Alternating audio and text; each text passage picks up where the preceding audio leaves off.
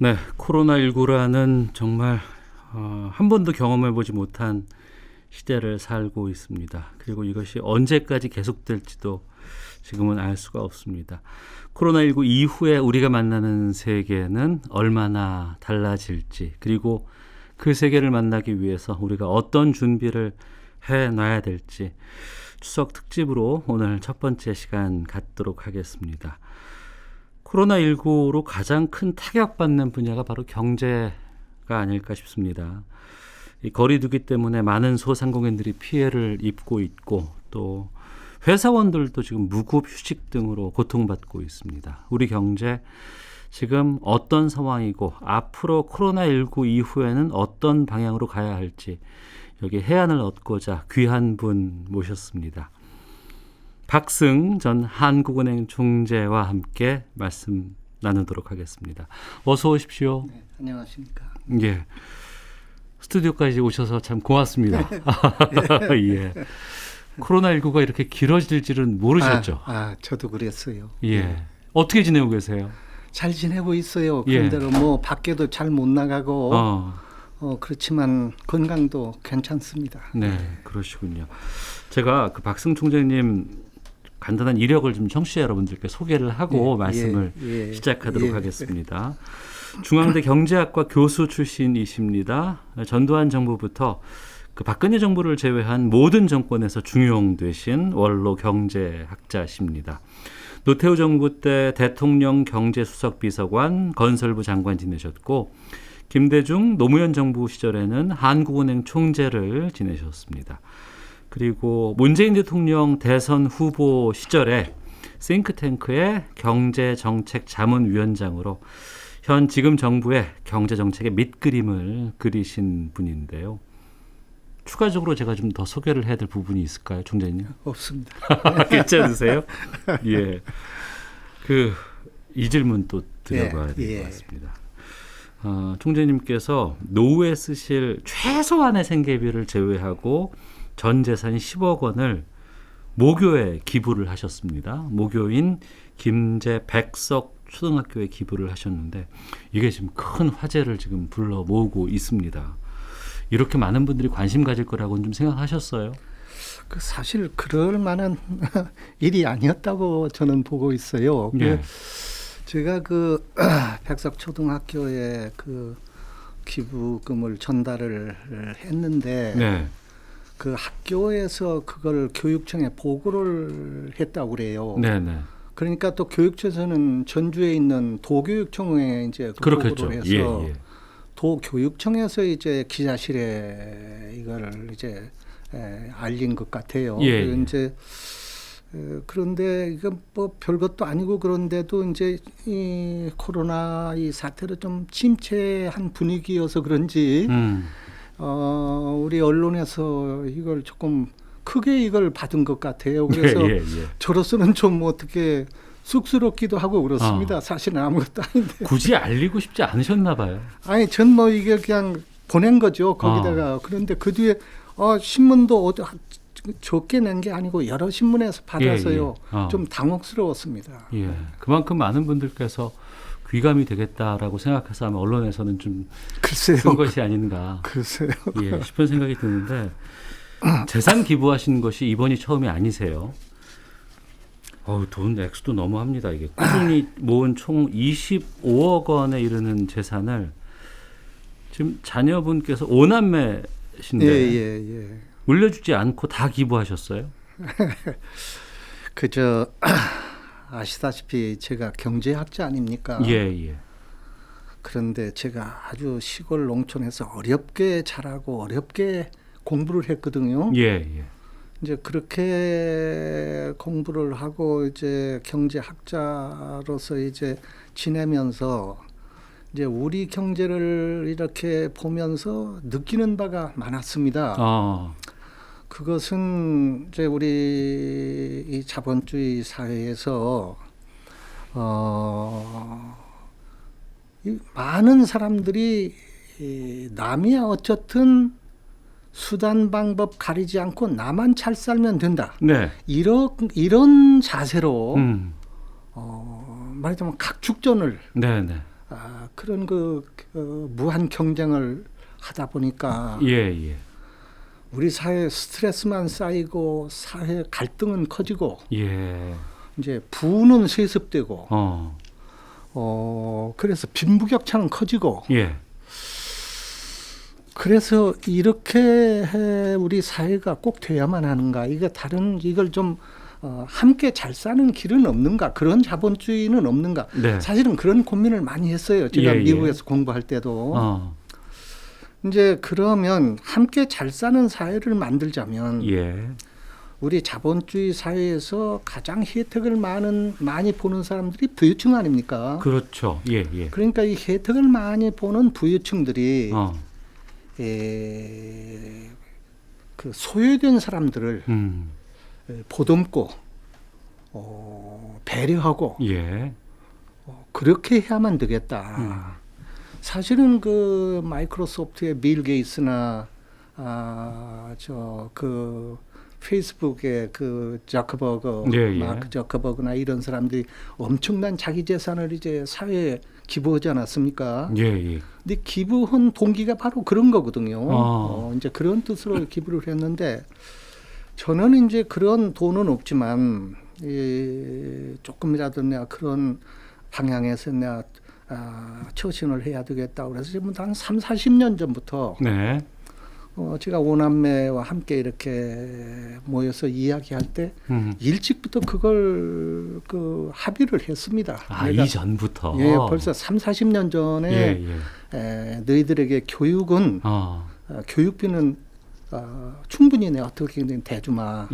너희들이 공부를 다 마친 다음에 너는 자립해라. 그리고 아버지의 재산은 사회에 환원하겠다. 그래서 우리 집안에서는 전부가 오래전부터 그걸 알고 있었고 저는 그것을 회고록에도 썼고 신문에 글로도 아주 공언을 했습니다. 여러 차례 약속을 하셨군요. 예, 약속을. 그래서 이번에 한 것은 그 약속을 지킨 거죠.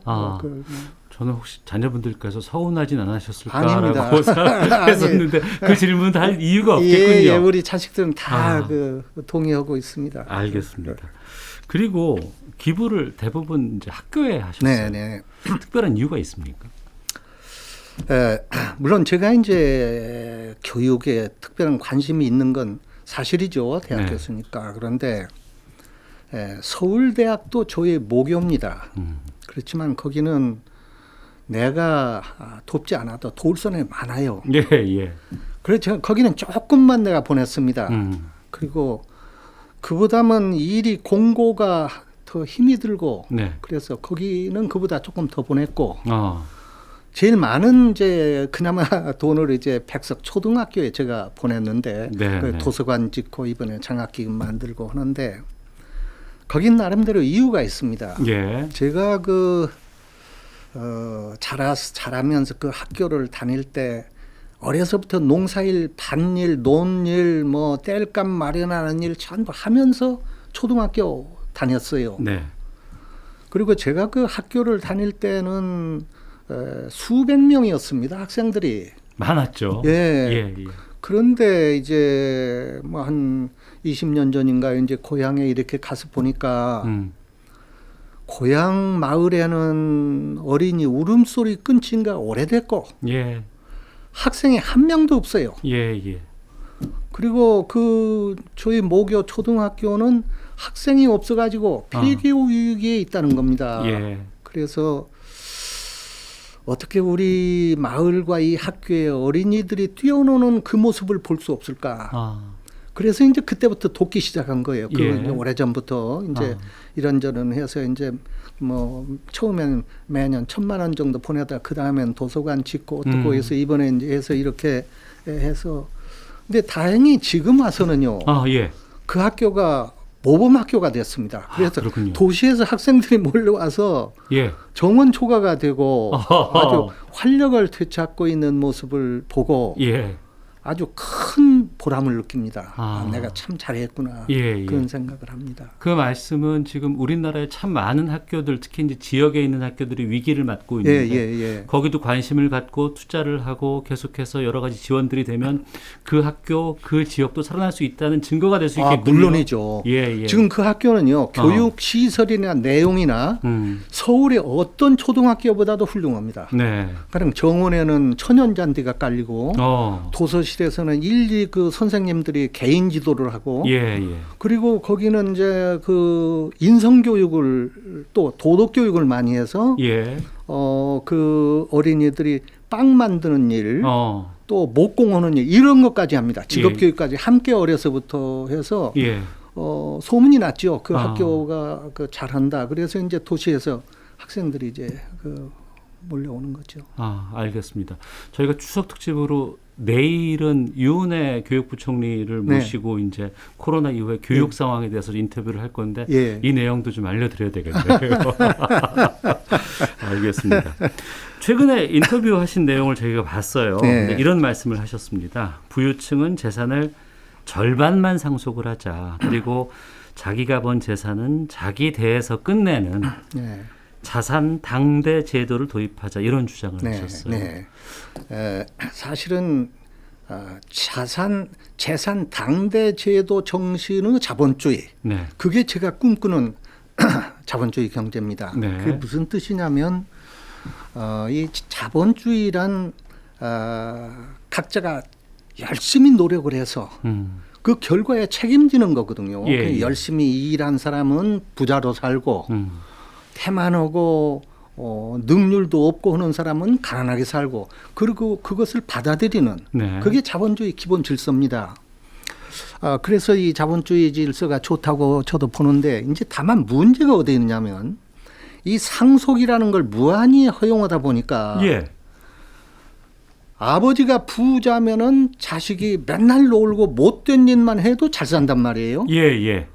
그리고 가난한 집 자식은 아무리 노력을 해도 집도 장만을 못하고 부자가 될 수가 없고 예, 예. 이건 자본주의 정신의 정면 배치됩니다. 출발부터 불평등하잖아요. 예, 이거는 자본주의, 이런 자본주의는 망하는 자본주의예요. 예, 예. 그래서 이 상속에 어떤 제약이 있어야 되겠다. 그렇다고 부모가 가령 예를 들어 저도 그렇습니다. 이제 어려운 사람들이야 당연하죠. 있는 거 이제 자식한테 물려서 네, 이렇게 네. 하는 건 당연한데 부자들, 돈이 많은 사람들도 이런 사람들도 그냥 모두 재산을 자식한테만 준단 말이에요. 예. 그래서 저희 생각은 재산 당대주의 정신으로 살자. 그래서 부유한 사람들은 절반만 자식에게 주고 절반은 사회에 내놔서 예. 소외된 계층을 돕도록 하자. 그런 뜻입니다. 예. 알겠습니다. 본격적으로 좀 저희가 네네. 좀 말씀 나눌 얘기가 이겁니다. 코로나19 때문에 세상이 다 바뀌어 버렸어요. 네네. 특히나 이제 경제 상황들 이것은 어떻게 대처를 해야 될지 너무 궁금하고 막막하기도 합니다. 가장 크게 달라지고 있는 부분은 어떤 점들이 보이셨어요? 이번 코로나 사태가 있기 전에도 이미 경제 틀이 바뀌고 있는 과정이었는데 네. 이번 그 코로나 사태를 겪으면서 우리나라 경제의 기본 틀이 바뀔 것이다 이렇게 봅니다. 네. 그건 무슨 뜻이냐면 첫째로 우리 경제를 성장시키는 힘이 그동안은 수출인데 네. 이제 수출로 경제를 끌고 가는 시대는 지났다. 네. 다시 오지 않는다. 이제 따라서 이제 내수에 의해서 경제가 끌어가는 경제가 성장하는 예. 그런 시대가 이제 본격적으로 그렇게 될 수밖에 없다. 네. 하는 것이 하나고요. 다음으로는 지금까지 우리나라 경제를 이끌어온 중심이 제조업입니다. 네, 네. 그 공장에서 이제 노동자들이 일해서 제품 팔아서 이제 이런 건데 이제 이게 한계에 왔습니다. 한계에 왔다. 예, 그래서 앞으로는 우리나라 산업을 주도하는 성장을 이끄는 중심 산업이 네. 이제 서비스업, 특히 4차 산업이 예, 예. 우리 경제 성장을 끌고 갈 것이다. 이렇게 바뀔 것이다. 예. 그러면 내수 주도 성장하고 다음엔 4차 산업 성장 중심의 성장으로 경제 틀이 바뀌면 어떻게 되는가? 예. 첫째는 그렇게 되면 저성장이 될 수밖에 없고, 그렇겠죠. 예. 예. 예. 그 다음엔 고실업이 될 수밖에 없고, 예. 실업자가 늘어날 수밖에 없고, 예. 예. 다음에는 양극화가 확대될 수밖에 없고, 예. 어려운 문제가 모두 겹쳐옵니다. 이게 그렇게 바뀌는 것이 좋은 성과만 오는 게 아니고 예, 오히려 예. 그 어려운 이런 문제들이 산적해서 노출될 거다 이런 이야기입니다. 미래를 대비해서 준비는 하고 대응해야 되지만 대응하다 보면은 악재도 올 수밖에 없군요. 물론이죠. 이런 악재는 우리가 그 기본적으로 받아들일 수밖에 없어요. 실업자 네네. 높아지고 양극화 확대되고 성장률 낮아지고 하는 건 네. 받아들일 수가 없어요. 그러면 이거를 여기서 오는 피해를 최소화하는 방법은 뭐냐? 그건 정부가 맡을 수밖에 없습니다. 네. 정부가 그걸 끼워낼 수밖에 없어요. 그래서 앞으로는 큰 정부 시대로 갈 것이다. 정부 역할이 커지는. 그래서 정부가 그 실업 문제, 예. 양극화 문제 이런 문제를 총대를 메고 예. 해결에 나설 수밖에 없는 어. 그리고 국민들이 그걸 도와주는 예. 그렇게 할 수밖에 없을 것이다 이렇게 봅니다. 과거에는 시장에 맡겨라. 정부는 개입하지 그렇죠. 말라고 그렇죠. 그랬잖아요. 예, 그렇죠. 사는 기업이 스스로 알아서 해나갔죠. 예, 예. 그게 이제 지금하고 이제 그 앞으로하고 크게 다른 점입니다. 그러니까 이 뒤에서도 잠깐 이야기가 되겠지만은 예. 실업 문제도 그래요. 왜 실업 문제가 생기냐? 과거에는요. 일자리를 주는 역할을 100% 기업이 했습니다. 예, 예. 기업은 어떻게 했느냐? 우선 수출이 잘 되니까. 그렇죠. 수출을 하려면 국내 투자를 해야 돼요. 예. 이게 국내 투자를 하다 보면 노동력을 쓸 수밖에 없어요. 네. 고용, 일자리를 주지 않습니까? 그나마 그때는 저임금이었으니까. 예. 그러니까 사람들을 많이 쓰면은 자연히 가게가 든든해집니다. 가게로 네. 돈이 가잖아요. 그래서 이른바 과거에는 소위 산업화 시대에는 정부가 가만히 있어도 네. 기업이 알아서 하면 기업이 알아서 하면 그게 소위 예, 예. 뭡니까 그걸 낙수 효과, 예, 효과라고 그러죠. 예. 이 낙수 효과 시대가 바로 그런 겁니다. 과거에는. 기업이 알아서. 예. 근데 지금 아까도 이야기했지만 수출이 이제가 안 되고 이제 내수로 성장하면은 예. 기업이 과거에 투자한 것은 수출을 보고 한 거지 내수 보고 온 게 아니란 말입니다. 예, 예. 가령 현대자동차가 투자하는 것은 국내 시장을 보고 오는 게 아니에요. 세계 시장을 그렇죠. 보고. 그러니까 지금 국내 시장이 좁으니까 뭐 인도로도 가서 오고 중국도 하고 미국 가잖아요. 그냥 수출길이 막히니까 기업이 투자를 못 해요. 네. 기업이 나빠서가 아닙니다. 국내 투자해봤자 수지가 안 맞아요. 네, 예. 투자를 안 하니까 일터가 안 나와요. 그러면 일터가 안 나오니까 가게가 일자리가 없어지니까. 일자리가 없고 예, 소득이 줄어들고 가게가 빈곤해지는 거죠. 예. 그러면 이걸 어떻게 하나요? 정부가 정부가 정부가 나서서 지금 정부가 어떻게 보면 많이 욕을 하지만 그 욕할 일이 아니에요. 그래서 기업이 다 못하니까 정부가 나서서 뭐 이것도 해주고 저것도 해주고 그럴 수밖에 없는 알겠습니다. 세상이 그렇게 달라지고 있다 그런 이야기예요. 그러면 이제 그 질문으로 넘어가 볼게요. 정부가 나서서 이제 또 일자리가 줄 수밖에 없다고 하니까 정부가 나서야 되고 최근에 얘기가 되는 게 이제 기본소득이라는 게 도입돼야 된다라는 주장이 많이 나오고 있습니다. 여기에 대해서도 좀 말씀을 해주세요. 기본소득이라는 개념이 나왔는데 사실은 우리 국민들이 그게 뭔지 잘 모르는 경우가 많습니다. 예. 이게 왜 이 문제가 생기느냐면요. 지금 이야기하다시피 과거와 달리 지금은 기업이 투자를 못한다. 네. 투자를 안 하니까 고용도 줄어든다. 예. 그러니까 이 일자리가 줄어드는 거 아닙니까? 네. 근데 여기에 더해서 또 큰 문제가 생겨 있습니다. 디지털화입니다. 디지털화? 예. 점점 생산이 사람의 손을 떠납니다. 그렇습니다. 과거에는 물건 만들 때 전부 사람 손으로 했잖아요. 포장도 다 하고 다 했죠. 전부 사람 손으로 했죠. 더군다나 농촌에 그냥 무한한 노동력이 있기 때문에 값싸게 그 사람들 데려다가 전부 이걸 했잖아요. 근데 이게 그동안에도 많이 이게 성역과 말하자면 노동 전략이 일어났죠. 가령 사람이 삽으로 공사하던 걸 지금은 그 건설 예, 예. 장비가 하고 뭐 예. 이러면서 많이 이제 줄어들었어요. 그런데 결정적으로 또 나타난 게 뭐냐면 이제 로봇하고 예. 인공지능이 앞으로는 예. 본격적으로 나서고 있는 거예요. 예. 심지어 앞으로는 그 변호사 일까지 인공지능이 하겠다는 거 아닙니까? 그렇습니다. 그러면 그 다가오는 것도 생각보다 많이 빨라요. 예, 예. 그러면 심지어 그 뭐야 그저 운전도 로봇 택시가 한다 그러고. 로봇가 하면은 예, 예. 그 기사들도 다 없어질 거 아니에요. 예, 예.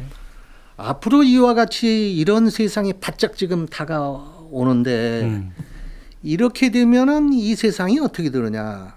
가령 예를 들면 100명이 있을 때 10명만 일하고 90명은 일자리가 없는 거예요. 할 네. 일이 없어요. 물론 당장 그렇다는 건 아닙니다. 네, 네. 그런 쪽으로 간다는 거예요. 그러면 소수가 일하고 국민 다수는 실업자가 돼서 노를 때 네. 그러면 그 다수가 그러면 어떻게 먹고 사느냐. 그렇습니다. 이 일은 안 하는데. 예, 예. 그러면 그것을 그러면 결국은 정부가 떠맡을 수밖에 없는데 정부가 떠맡는다는 것은 일어난 사람한테서 걷어다가 그 사람들을 먹여 살리는 뭐 그런 방법밖에 없는데 네. 이게 하나둘이래야 말이 다수가 혜택을 받아야 할 이런 입장이면 예. 아예 그러지 말고 정부가 세금을 걷어가지고 부자 가난한 사람 나눌 것 없이 그냥 전부한테 나눠주자. 그게 오히려 편하고 뭐 가리고 못하고 것 없이 그것이 좋겠다. 복지 차원에서 어려운 사람을 골라서 주는 게 아니고 아니라 그냥 전부 아예 다 똑같이 N분의 1로 나눠서 주자. 예. 이게 기본소득이 나오게 된 이렇게 하자는 그 개념의 원천입니다. 원래 네. 그렇게 나왔어요. 예.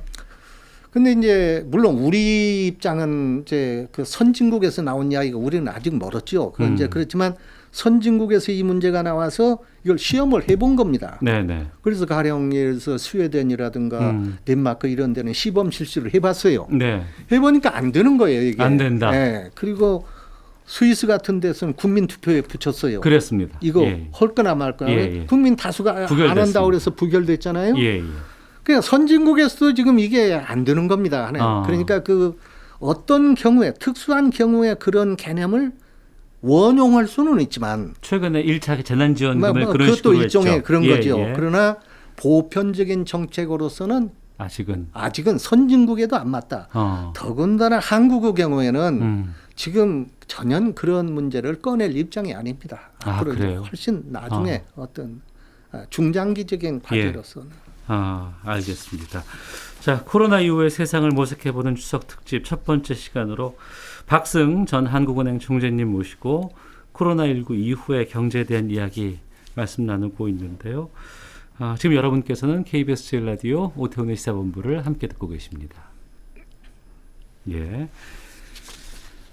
자, KBS 제1라디오 오태훈의 시사본부 함께 하고 계십니다. 박승 전 한국은행 총재님 모시고 코로나19 이후에 이제 경제에 대한 말씀 나누고 있습니다. 코로나19 이후에 이제 경제 변화 중에 수출이 아닌 내수로 성장하는 이 말씀을 해 주셨어요. 네.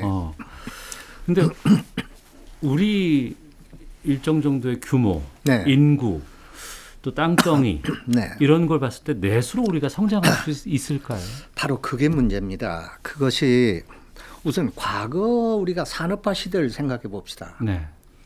그때 우리나라는 그 수출이 두 자릿수로 늘었습니다. 예. 15%, 20% 매년 그렇게 늘어서 5%, 7%, 8%의 고도 성장을 이뤄냈어요.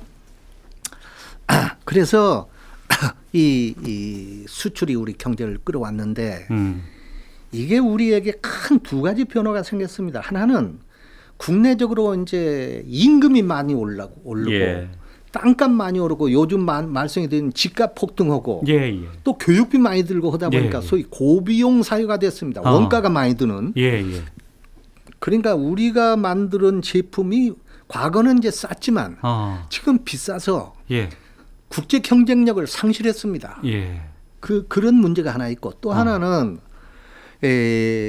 세계가 중국이 들고 일어나면서 우리를 압도하고 있고 예. 거기다가 세계 경제 흐름이 보호주의로 가고 있습니다. 그렇습니다. 예. 그러니까 한국 보고 너 자동차 우리한테 수출하려고 하지 말고 자동차 공장을 미국에 세워라 이런 예. 거 아닙니까? 예.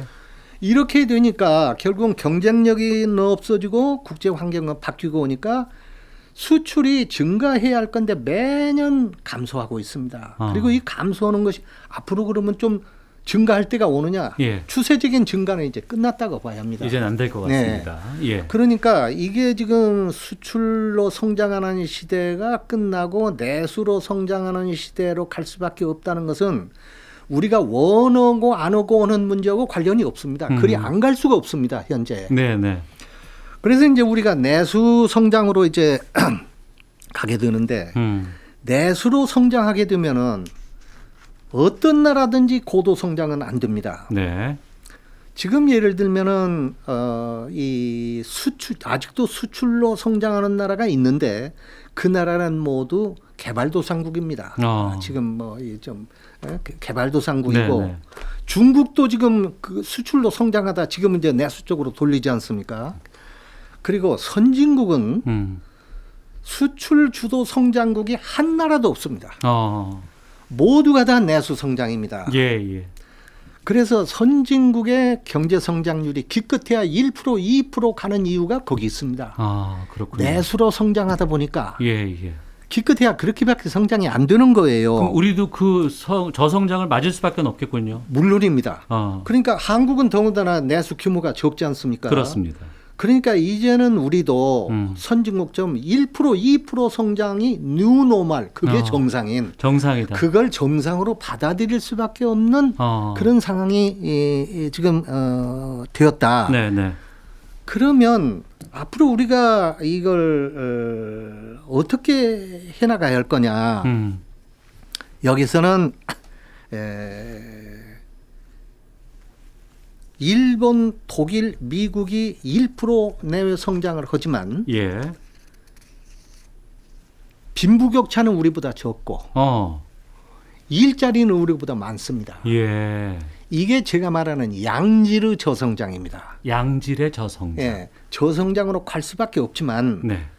빈부격차가 적은 그리고 일자리가 넉넉한 네네. 그런 저성장으로 가도록 하자. 저성장도 양질이 있을 수 있다. 그렇습니다. 예. 알겠습니다. 그 부분이 이제 우리가 코로나19 이후의 삶을 준비하는 것으로 그렇습니다. 봐야 될 방향성이라고 예. 말씀해 주시는 것 같은데요. 그런데 우리는 보면 재산의 상당수는 다 부동산에 있잖아요. 네네. 그리고 부동산은 왜 이렇게 계속해서 오르나가는 것인지 이게 경제에서도 큰 영향을 줄 수밖에 없지 않나 싶거든요. 이 부동산 문제는 경제와 뗄래야 뗄 수도 없는 것 같은데 이건 어떻게 보세요? 이게 지금 사실은 우리 국민들의 생활 자세와도 관련이 있습니다. 예. 우리나라 사람들은 이제 부동산을 사는 것으로보다도 이재 수단으로 생각합니다. 네. 그리고 많은 경우는 이 두 가지가 겹쳐 있는 경우가 많아요. 예. 그렇지만 특히 지금과 같은 때는 이게 이재 수단으로 보는 거예요. 이거 투자해서 결국은 재산이 늘어난다. 네네. 그렇게 보는 거예요. 여기 지금 기본 문제는 여기서부터 출발합니다. 예. 그런 나라가 세계에서 지금 한국이 유일해요. 이게 이제 부동산 중심국이라고 말하는데 이런 나라를 예. 모든 그 축제 수단을 부동산으로 보는 나라.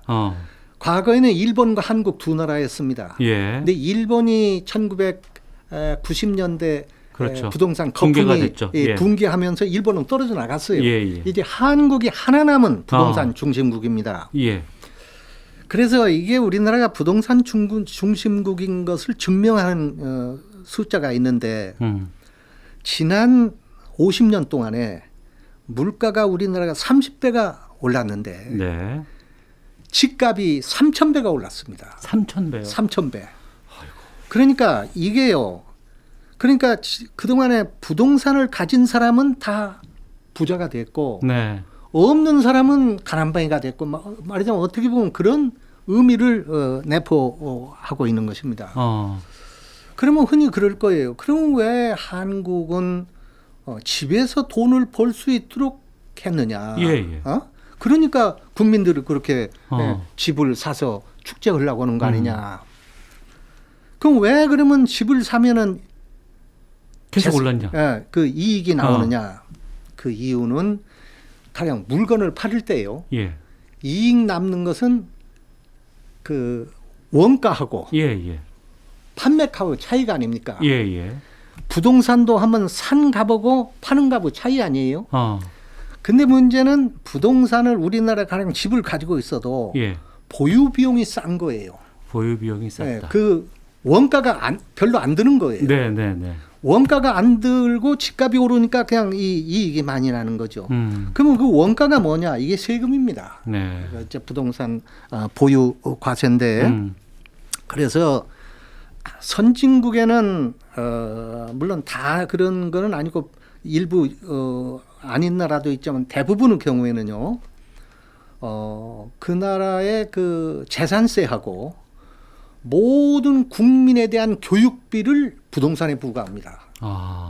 그러니까 초등학교부터 대학원까지 그 모든 교육비를 부동산의 그 재산세 플러스 그 교육세 이것이 선진국 부동산을 가진 사람이 부담하는 돈이에요. 우리는 유류세에 들어가 있고 막 그러던데요. 교육세. 그렇죠. 우리는 교육세를 딴 데서 예. 소득세나 이런 데 부가세로 오고 뭐 이러는데 선진국을 땅 가진 사람, 집 가진 사람한테 그걸 부담시킵니다. 네. 그러니까 그 예를 들면 좋은 집 사는 대신에 우리 국민들을 가리키는 비용 좀 내라 그런 뜻이에요. 네, 네. 그래서 이런 그 둘을 합한 보유과세가 집값에 싼 데는 1%, 네. 비싼 데는 3%입니다. 그 나라마다 이 차이가 있는. 그러니까 가령 이제 쉬운 예를 들면은 네. 가령 우리나라에 시가 10억 원짜리 집을 가지고 있다고 한다면 예. 선진국은 대체로 연간 1,500만 원을 냅니다. 이 두 가지를 합한 것을. 그럼 한 1.5% 되겠군요. 예. 1.5%죠. 예. 그런 정도는 우리나라는 지금 아마 3,400만 원 될 겁니다. 그게 그 10억 원짜리를 부부가 함께 공동명의로 돼 있으면 그렇게도 안 되고 안 줘요. 예. 그러니까 3,400만 원 자리야 3,400만 원. 그러니까 선진국은 한 3분의 1에서 5분의 1밖에 안 됩니다. 우리나라 그 원가가 그렇게 싼 거예요. 이 집을 가지고 있는데. 그래서 그리고 특히 유의해야 할 거는 선진국은 건 다주택이냐 노후 1가구 1주택이냐 그거 가리지 않습니다. 아, 그래요? 그런 집에 살면 이런 땅 이런 집에 살면 누가 살든 이 돈을 내라. 그러니까 그 집에 대해서 부과하는 거지. 그 집에 사는 사람에 부과하는 게 아니에요. 그러니까 누구든지 국토를 점하고 집을 비싼 집을 사면은 그만큼 그 세금을 내는 거예요.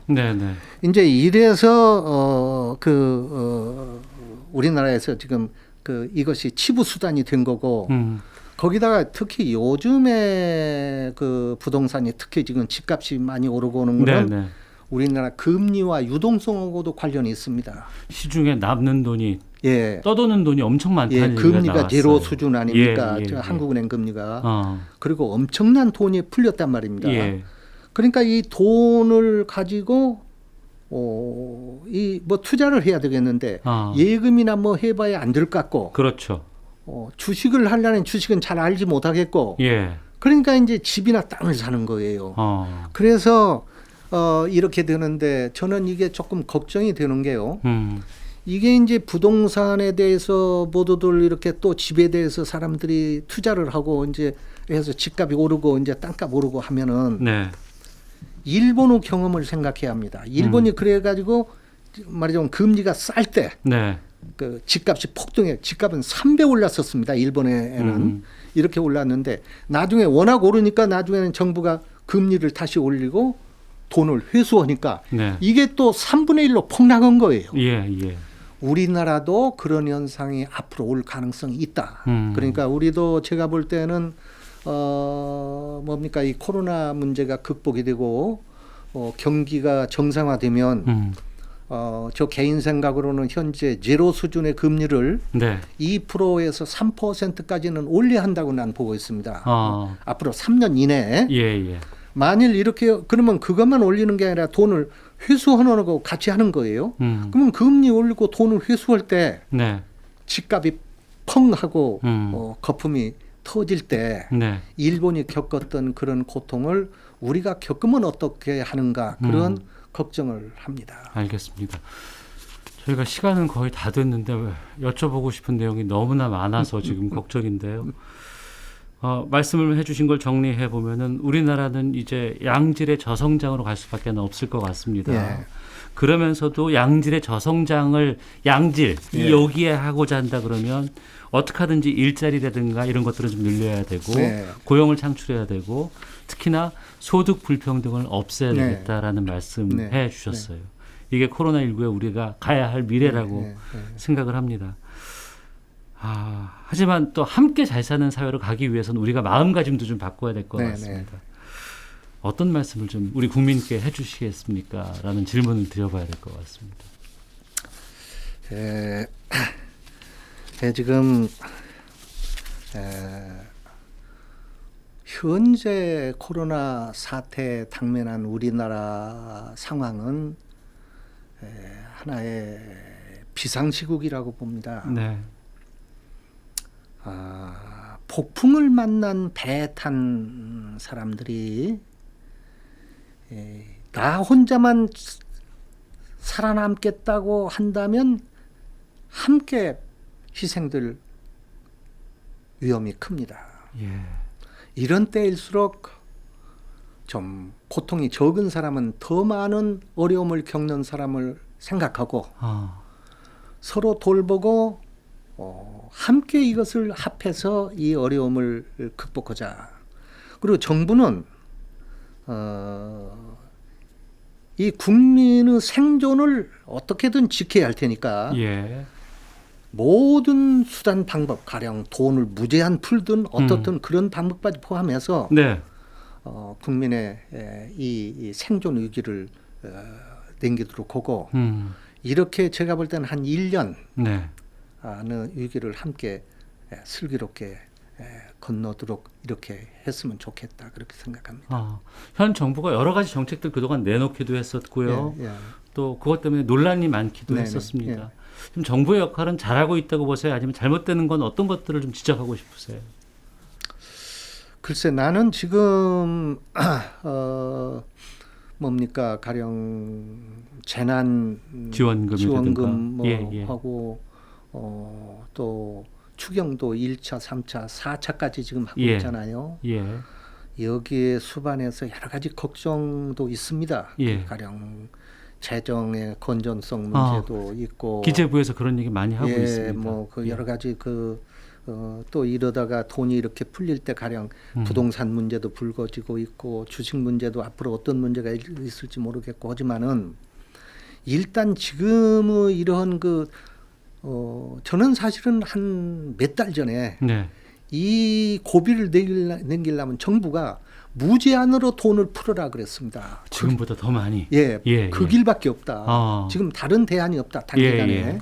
그래서 지금 이것은 나는 잘한다고 봅니다. 대체로 물론 세부적인 면에 있어서는 뭐 이런저런 뭐 가령 이번 뭐 교통비인가요? 통신비 뭐 그런 거는 뭐 자잘한 건 있겠지만 난 그런 건 뭐 모르겠고 그리고 이 부동산에 대해서도 정부의 대응 방향은 난 옳다고 봐요. 가령 예를 들어서 부자 증세하고 보유과세 높이고 올리고 그리고 금융 규제하고 그리고 공공 임대주택 만들고 그 방향은 난 옳다고 봅니다. 그러나 정부가 부동산에 대해서 일관되고 지속 가능한 정책을 펴달라. 지금까지 보면요, 쭉 지금도 20년 전이나 30년 전 보면요, 한때 이렇게 조여서 안정시키면 경기가 좀 수그러듭니다. 경기가 좀 나빠져요. 그러면 경기 부양을 위해서 또 부양을 합니다. 간 구체적인 예가 2016년 그 저 비더더 집사라고 한 때가 있잖아요. 예, 있습니다. 그 모처럼 부동산이 안정되니까 경기가 침체했다고 그래서 그걸 다시 부추기잖아요. 정권이 바뀔 때마다 정책이 이렇게 흔들리기 때문에 부동산 문제가 이렇게 됐다. 그래서 그런데 정책의 일관성을 가졌으면 좋겠다. 그렇게 생각합니다. 알겠습니다. 저희 마칠 때 지금 총재님께서 평소에 즐겨 들으시는 음악 들으면서 마치려고 합니다. 청취자분들께 추천해 주실 곡인데 김추자의 미련을 듣고 예. 싶다고 하셨어요. 예. 이 곡은 왜 고르셨습니까? 저는 사실 음악을 잘 모르는 사람이거든요. 예. 근데 몇 해 전에 상당히 오래됐어요. 그 우연히 그 들어보니까 그 음악이 좋아요. 근데 누가 불렀는지도 몰랐습니다. 예. 근데 그 노래를 들으면서 제가 느낀 건 어머니 생각이 나더라고요. 아, 그래요. 예. 그 아시겠지만 그 김추자의 미련은 그리운 사람을 생각하는 네네. 이제 그런 가사도 이제 그런 내용인데 예. 이 곡을 제가 들면서 마음이 잔잔해지면서 사실은 저희 어머님이 고생하면서 저를 가르쳤거든요. 예. 그리고 돌아가셨는데 그 어머님 생각이 스쳐가요. 그래서 그 뒤에 이 노래를 이게 누가 부른 거냐 예. 했더니 김추자가 부른 거예요. 예. 근데 그래 따라서 해봤더니 어렵더라고요. 곡이. 따라서 보셨군요. 예. 어려워요. 그런데 지금도 그래서 어머니 생각이 날 때는 이 김추자의 미련을 즐겨 듣습니다. 알겠습니다. 이게 신중현 작사 작곡. 장현 씨도 한번 불렀었고요. 예. 신중현 작사 작곡이고 1970년대 아마 75년인가 발표했던 걸로 제가 압니다. 네, 알겠습니다. 이 곡 들으면서 코로나 이후의 세상을 모색해보는 시간 마치도록 하겠습니다. 지금까지 박승 전 한국은행 총재님과 함께 말씀 나눴습니다. 오늘 좋은 말씀 너무나 잘 들었고요. 건강하셔야 됩니다. 예, 감사합니다.